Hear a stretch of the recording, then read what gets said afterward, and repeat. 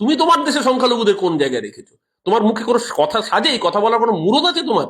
তোমার ধৃষ্টতা হয় কি করে? তুমি নিজের দেশে সংখ্যালঘুদের উপর যে অত্যাচার করো, তারপর বাংলাদেশ নিয়ে কথা বলা। মানে মন্দির, মসজিদের তলায় মন্দির আছে কিনা খুঁজতে রাত্রিবেলা, রাত 9টার সময় দুজন যুবক যারা সংখ্যালঘু সম্প্রদায়, তারা ওই মসজিদে রাত পাহারার কাজ করেন, তারা ঘুমোচ্ছিলেন, সেই অবস্থায় গুলি করে খুন করে। সবার আগে সংবিধান বাঁচাতে গেলে বিজেপিকে দেশ থেকে বিদায় দিতে হবে। উত্তরপ্রদেশের সম্বলে আমরা দেখলাম একটি মসজিদে, সেখানে আজান দেওয়ার জন্য 2 লক্ষ টাকা ফাইন করা হয়েছে।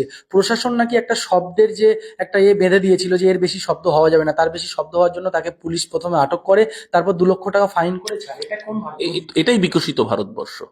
যেই ভারতবর্ষে এই উত্তরপ্রদেশের বুকে একজন ডাক্তার ছিলেন, তার সাথে আমার গত দুদিন আগে একটা কাবিল খান। হ্যাঁ, ঘটনাচক্রে আলাপ হয়েছে। একটি সেমিনারে তিনি বক্তব্য রাখতে এসেছিলেন, তার নিজের হাতে লেখা বই গোরখপুর এক চিকিৎসকের কলমে তিনি আমায় উপহার দিয়েছেন। ডক্টর কাফিল খান গোরখপুর, মানে যেখানে যোগী আদিত্যনাথের বাড়ি, যেখান থেকে তিনি বিধায়ক নির্বাচিত হয়েছেন, তার আগে সবার সাংসদ নির্বাচিত হয়েছিলেন, সেই গোরখপুর গেরুয়া হার্টল্যান্ড, হিন্দি হার্টল্যান্ড, সেখানকার চিকিৎসক ছিলেন হাসপাতালে, সরকারি হাসপাতালে।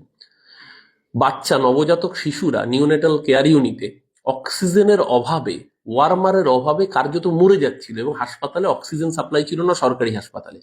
কাফিল খান নিজের উদ্যোগে নিজে গাড়ি ড্রাইভ করে গিয়ে অক্সিজেন সিলিন্ডার বিভিন্ন প্রাইভেট জায়গা থেকে তুলে এনে চেষ্টা করেছেন শিশুদের বাঁচানো।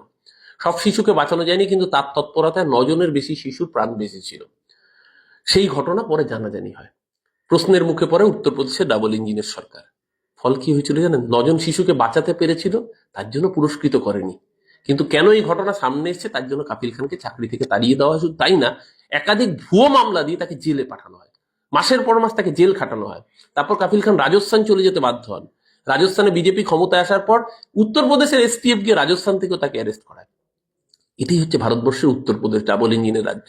তো সেখানে দাঁড়িয়ে আপনি দেখছেন না, কদিন আগে একটা মসজিদে সার্ভে করার নাম করে সকালবেলা কোর্টে গেছে, অর্ডার হয়েছে সার্ভে হবে, বিকেলবেলা সার্ভে টিম চলে এসছে, রাত্রিবেলা গিয়ে সার্ভে টিম বিজেপির নেতারা নিয়ে যাচ্ছে যে সেখানে মন্দির, মসজিদের তলায় মন্দির আছে কিনা খুঁজতে। রাত্রিবেলা রাত 9টার সময় দুজন যুবক যারা সংখ্যালঘু সম্প্রদায়, তারা ওই মসজিদে রাত পাহারার কাজ করেন, তারা ঘুমোচ্ছিলেন, সেই অবস্থায় গুলি করে খুন করে। এরা আবার বলে সংখ্যালঘু অত্যাচারের কথা বাংলাদেশের বুকে। আরে বাংলাদেশের সংখ্যালঘু যেরকম অত্যাচারিত, হ্যাঁ ঠিক, তুমি তোমার দেশে সংখ্যালঘুদের কোন জায়গায় রেখেছো? তোমার মুখে কোনো কথা সাজে? কথা বলার কোনো মুরদ আছে তোমার? তোমার ধৃষ্টতা হয় কি করে? তুমি নিজের দেশে সংখ্যালঘুদের উপর যে অত্যাচার করো, তারপর বাংলাদেশ নিয়ে কথা বলা।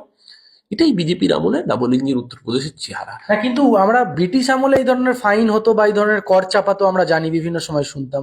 কিন্তু ভারতে একটা ধর্মনিরপেক্ষ দেশ, সংবিধান মেনে চলা দেশ, আইনের শাসন চলে, সেখানে আজান দেওয়ার জন্য 2 লক্ষ টাকা ফাইন দিতে হবে? ব্রিটিশ আমলে নীলকর সাহেবরা নীল চাষ না করলে দাদন দিত, ফাইন করতো। তো এখানে নতুন নীলকর সাহেবের বংশধররা এসছে, যোগী আদিত্যনাথের চালাচামুন্ডাদের রূপে আবির্ভূত। এই এই ভারতবর্ষে এটাই স্বাভাবিক। আমরা তো এখানেই বলছি, যখন পার্লামেন্টের বুকে ইন্ডিয়া ব্লকের প্রতিনিধিরা যাচ্ছেন, তাদের হাতে কেন সংবিধানটা থাকছে? এই সংবিধান আমাদের শিক্ষা দেয় স্বাধীন, সার্বভৌম, গণতান্ত্রিক, ধর্মনিরপেক্ষ প্রজাতন্ত্রের। বিজেপির আমলে সংবিধানের এই স্তম্ভটার উপর সবচেয়ে বেশি কুঠারাঘাত পড়ছে। তাই জন্য সবার আগে সংবিধান বাঁচাতে গেলে বিজেপিকে দেশ থেকে বিদায় দিতে হবে। এই লড়াইয়ে আগামী দিন গোটা দেশে আওয়াজ উঠছে, যে বিজেপিকে চোখে চোখ রেখে হারাতে পারে তার নাম মমতা ব্যানার্জি এবং অভিষেক ব্যানার্জি যুগলবন্দী। মমতাদির যে রাজনৈতিক অভিজ্ঞতা, সারা ভারতবর্ষের সমস্ত রাজনৈতিক দলের নিরিখে এই মুহূর্তে মমতাদি যোগ্যতম ব্যক্তি ইন্ডিয়াকে লিড করা। মমতাদির নেতৃত্বে আগামী দিন বিজেপি বিরোধী লড়াই আরো শক্তিশালী হোক, যাতে দেশের সংবিধান সুরক্ষিত থাকে।